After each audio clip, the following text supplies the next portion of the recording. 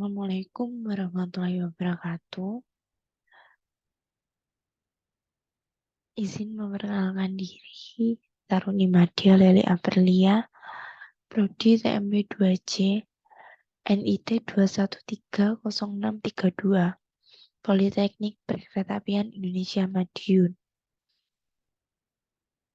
Pada kesempatan malam hari ini, saya akan menjelaskan mengenai perencanaan perawatan.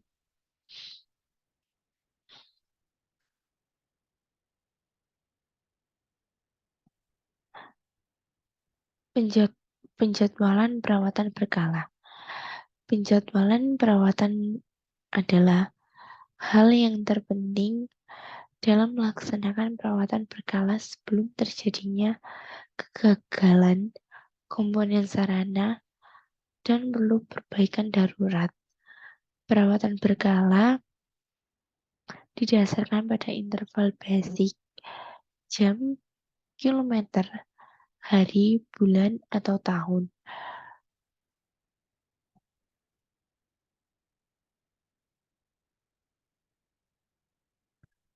Penjadwalan yang utama berkaitan dengan keseimbangan antara demand dan supply.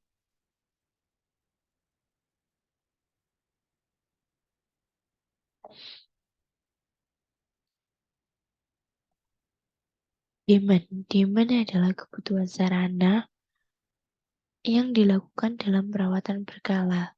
Supply adalah ketersediaan sarana, tenaga perawat, dan ketersediaan suku cadang untuk melaksanakan perawat.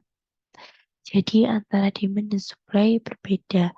Jika demand berkaitan dengan kebutuhan sarana, maka supply berkaitan dengan ketersediaan sarana.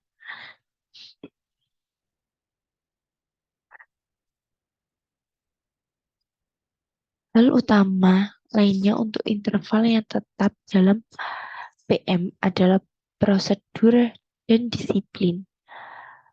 Prosedur adalah cara perawatan yang benar yang sesuai dengan SOP (Standard Operation),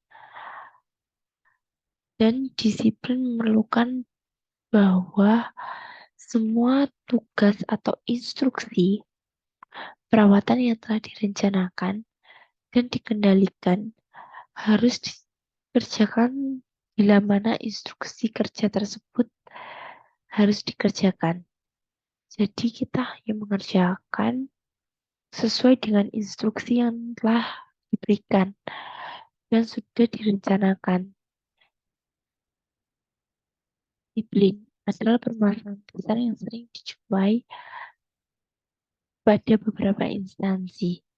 Kebanyakan instansi tidak melakukan perencanaan PM, sehingga instansi tidak pernah merasakan terjadinya kegagalan dalam prosedur perencanaan dan pengawasan.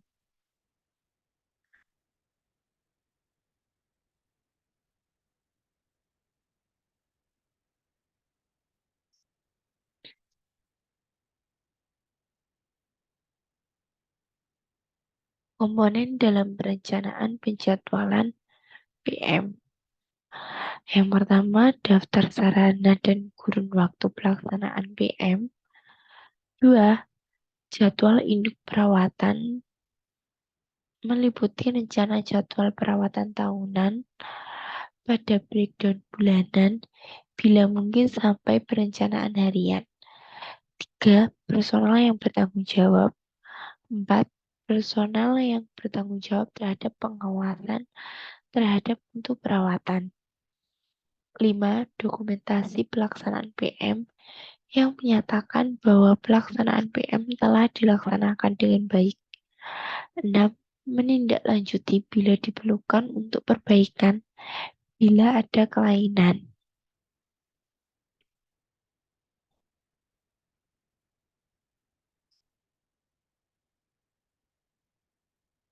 Sebagai contoh, perawatan program sarana suatu instansi seperti Dipo yang mempunyai tugas utama untuk mengelola lokomotif dan KRD, kereta rel diesel. Perawatan sarana berpenggerak diesel dengan transmisi listrik. Interval waktu berdasarkan kilometer operasi. Sedangkan yang menggunakan transmisi hidrolik berdasarkan pada jam operasi. Jadi untuk sarana berpenggerak diesel dengan transmisi listrik, perbandingan waktu yang digunakan yaitu berdasarkan seberapa jauh kereta tersebut beroperasi. Sedangkan untuk transmisi hidrolik berdasarkan jam operasi atau berapa sering kereta tersebut operasi atau dalam waktu, contohnya 1 hari. 1 hari kereta tersebut bisa beroperasi 5 kali jam keberangkatan. Otomatis kita bisa membandingkan dengan kereta yang bertransmisi listrik, yaitu berdasarkan kilometer. Contohnya, misal pada 1 hari tersebut kereta tersebut dapat atau sudah beroperasi sejauh 1000 km. Jadi kita bisa membandingkan antara kereta KRDE atau KRDH. Apabila KRDE 1 kilometer jam operasinya pada waktu tersebut, sedangkan KRDH berdasarkan jam operasi. Contohnya 5 kali jam kedatangan atau keberangkatan kereta.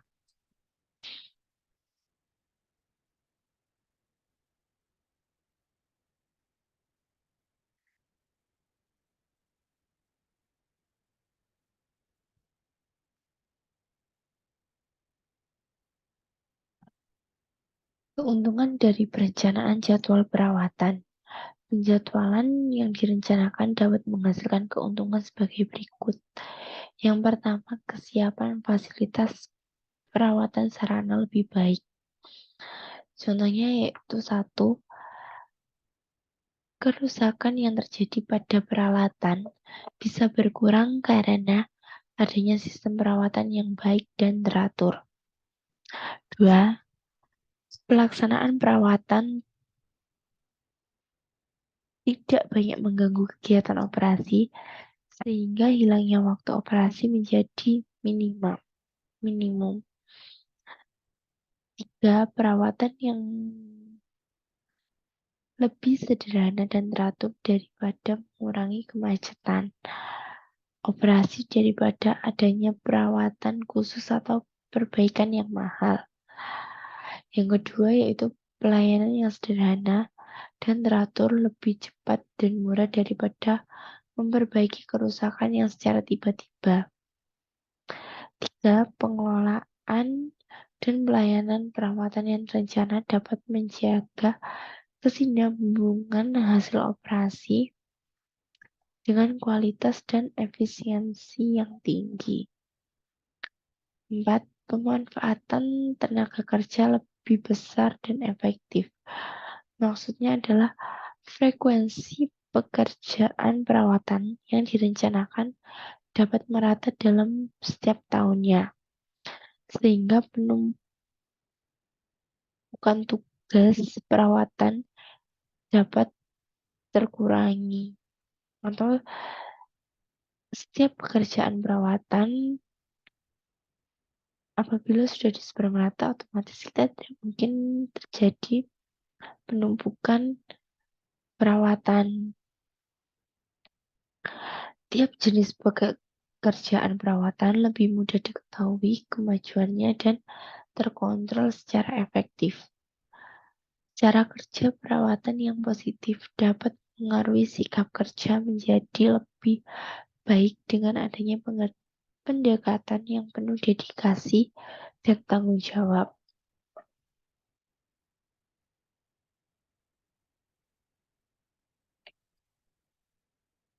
5.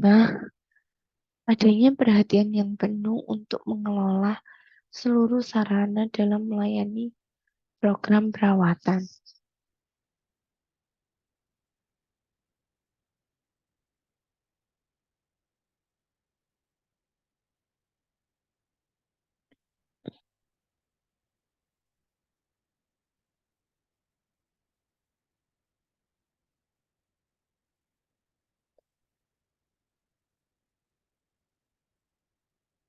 Tiga, yaitu persyaratan penjadwalan perawatan. Hal yang perlu diperhatikan dalam hal ini yaitu 1. Memperhitungkan waktu penyelesaian pekerjaan sesuai dengan kemampuan. Artinya, apabila kita setiap mendapatkan tugas untuk perawatan, kita dapat menyelesaikan pekerjaan sesuai dengan kemampuan sumber daya yang ada.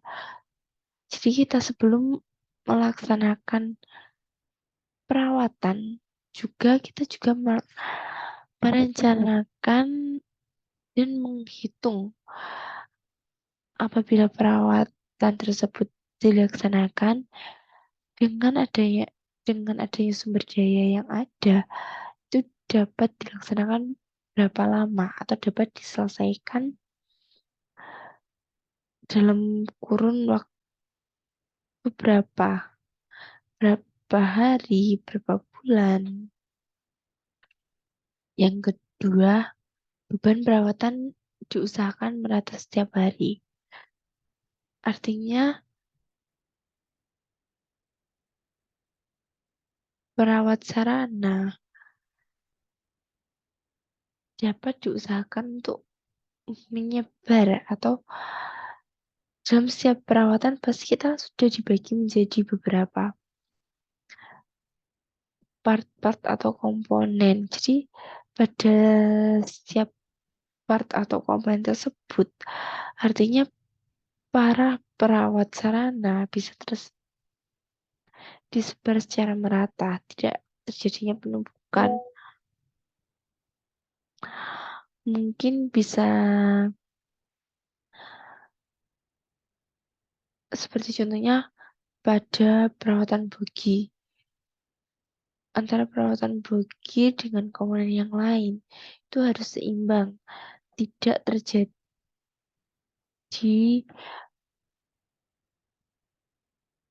penumpukan atau kebanyakan sumber daya atau tenaga perawat. Contohnya apabila dibagi setiap harinya dirawat oleh 2 orang. Artinya pada komponen atau part yang lain juga dapat dilaksanakan hal yang sama, yaitu dengan tenaga perawat yang sama, yaitu 2 atau 3 orang setiap harinya. Sehingga beban tenaga perawat yang akan melaksanakan perawatan tersebut itu akan merata. Yang ketiga yaitu waktu perawatan tidak mengganggu kebutuhan operasi kereta dengan memperhatikan jadwal operasi sarana. Pada hal ini artinya perawatan tidak mengganggu kebutuhan operasi dengan memperhatikan jadwal operasi sarana. Artinya waktu perawatan tidak mengganggu sarana tersebut akan beroperasi dan juga memperhatikan jadwal operasi. Jadi sebelum dilakukan perawatan, kita juga harus melihat apakah sarana tersebut akan dipakai pada hari apa atau bulan apa, dan juga memperhatikan jadwal operasi sarana. Apakah mengetahui jadwal sarana tersebut akan beroperasi sehingga tidak dapat mengganggu operasi sarana tersebut. 4. Beban perawatan disesuaikan dengan ketersediaan sarana. Dalam hal ini, perawatan yang akan dilakukan dilakukan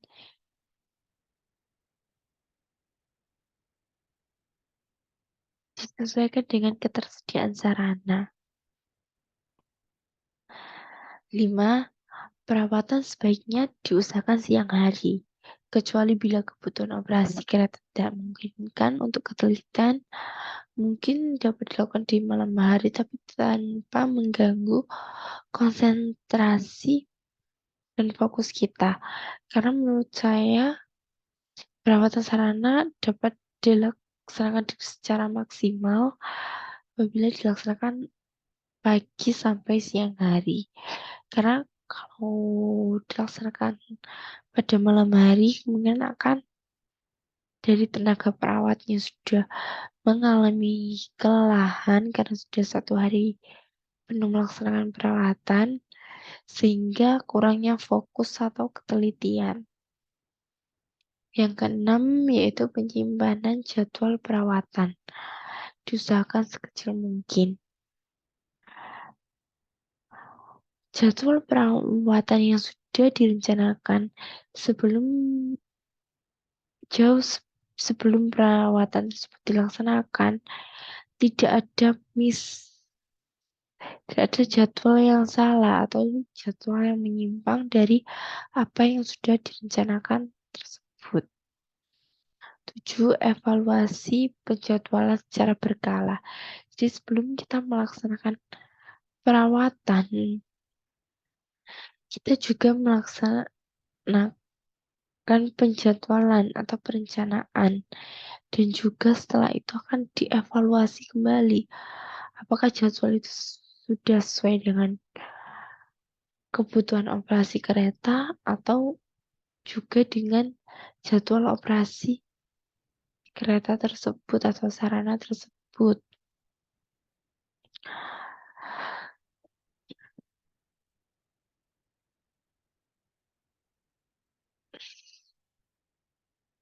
Mungkin hanya itu yang dapat saya sampaikan pada kesempatan kali ini. Saya mohon maaf yang sebesar-besarnya apabila terdapat salah kata atau salah pengucapan atau penjelasan saya yang mungkin kurang singkat. Saya mohon maaf yang sebesar-besarnya. Terima kasih.